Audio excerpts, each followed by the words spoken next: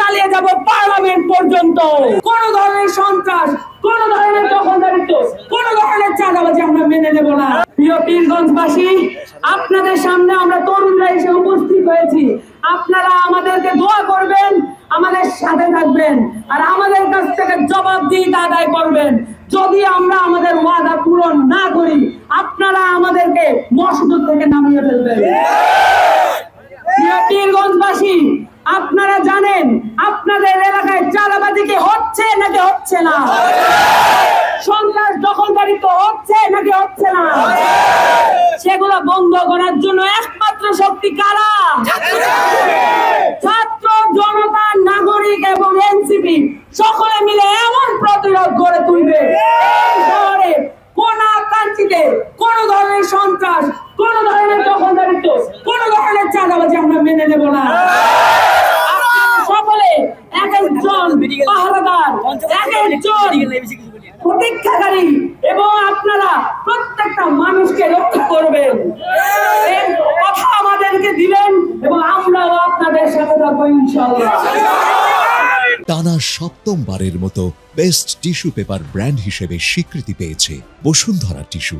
আমরা একটা গণ অভ্যুত্থান সংগঠিত করেছি, কিন্তু এই ধরনের সমস্যা আমরা দূর করতে পারি নাই। কেন পারি নাই? কারণ এই কাঠামোটা ফ্যাসিস্ট। এই ফ্যাসিস্ট কাঠামো আমাদেরকে চেঞ্জ করতে হবে, এবং বাংলাদেশের ছাত্র তরুণরা এই ফ্যাসিস্ট কাঠামো দূর করার দায়িত্ব নিয়েছে। এই কাঠামো আমরা কিভাবে চেঞ্জ করব? আমরা যুদ্ধ করেছি মাঠে, খালি হাতে পুলিশের বুলেটের সামনে, এবং আমরা যুদ্ধ চালিয়ে যাব পার্লামেন্ট পর্যন্ত। প্রিয় পীরগঞ্জবাসী, আমরা জানি প্রত্যেকটা জেলার সদর হাসপাতালগুলোতে এবং প্রত্যেকটা জেলার বিশ্ববিদ্যালয় এবং ডিগ্রি কলেজগুলোতে শিক্ষার মান এবং স্বাস্থ্যের মান নিয়ে যথেষ্ট সন্দেহ রয়েছে। এই জায়গার শিক্ষা এবং স্বাস্থ্য যদি চেঞ্জ না হয়, আমরা কিভাবে এমন জনগোষ্ঠী গড়ে তুলবো যে জনগোষ্ঠী ভবিষ্যতে আমাদেরকে ইন্ডিয়ার মতো পরাক্রমশালী শক্তির সাথে লড়াই করতে তৈরি করবে? প্রিয় পীরগঞ্জবাসী, আমাদেরকে স্পষ্টভাবে মনে রাখতে হবে যে লড়াই আমরা শুরু করেছি, সেই লড়াই আমাদেরকে চালিয়ে যেতে হবে। রাষ্ট্র কাঠামো পরিবর্তন হওয়া পর্যন্ত আমাদের কোনো শান্তি নাই। আমরা রাজপথে থাকবো, রাজপথ এনসিপি এবং ছাত্র জনতার দখলে থাকবে।